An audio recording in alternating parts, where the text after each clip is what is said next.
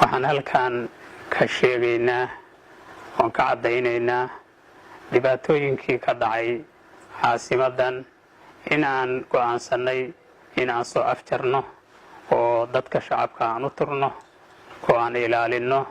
taas daraaddeed ayaan waxaan u samaynay tanaasul aan u tanaasulnay shacabkeenna. markii aan aragnay in dhib badanu soo wajahan yahay oo wixii dhacay weliba ka sii badan ayaan waxaan samaynay tanaasul aan u samaynay.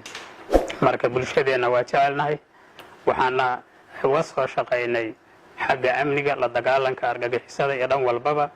haddana horena dowladda federaalka Soomaaliya amniga caasimadda waa ugu dhiibnay. haddeerna waxaan leenahay amnigii galmudug oo dhan dowladda federaalka Soomaaliya waxaa laga rabaa inay ilaalisaa, laga rabaa inay iyadu u samayso ciidankii galmuduga, laga rabaa in la ilaaliyo ummadda shacabka, laga ilaaliyo argagixisada la rabaa. mas-uuliyaddaas waxaan rabnaa dowladdu mar labaad inay qaado ayaan rabnaa. waxa weeye ma rabna annaku in mar dambe wax dhiba iyo wax shidaah ay nagu soo gaaraan, yacni maalanba barbagaando iyo wax kaleeto. mas-uuliyaddaas dowladda ayaan ku ognahay, ayada ayaan u dhiibnay.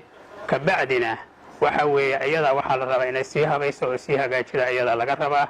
waxa waaye tanaasulkaas waxaan u muujinay shacabkeenna sharafta leh, qiimaha badan leh daraaddiis baan u samaynay oo aan u tanaasulnay oo aan ilaalinay oo wax dhiba aanaan la rabinin.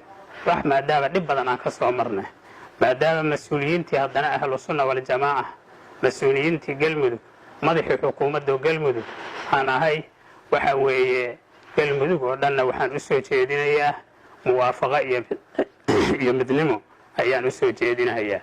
runtii waxaa ka mid ah waxyaabaha aan haddeertaan ku heshiinay mas-uul ka mid ah mas-uuliyiinta dowladda federaalka Soomaaliya, jenaraal Mascuud, in uu maalanba la wareego ciidankii halkan joogay, inuu la wareego.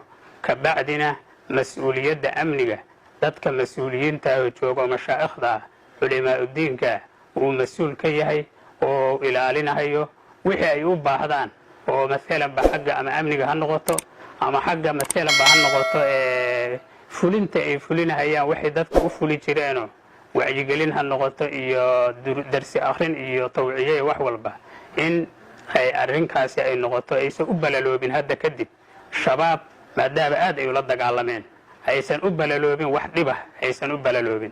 taasna asagaa damaanad qaaday. annakuna waxaan nidhi adigoo dowladdii wakiilka ah haddaad damaanad qaaday waa ku kalsoonahay ayaan nidhi. wabilaahi tawfiiq.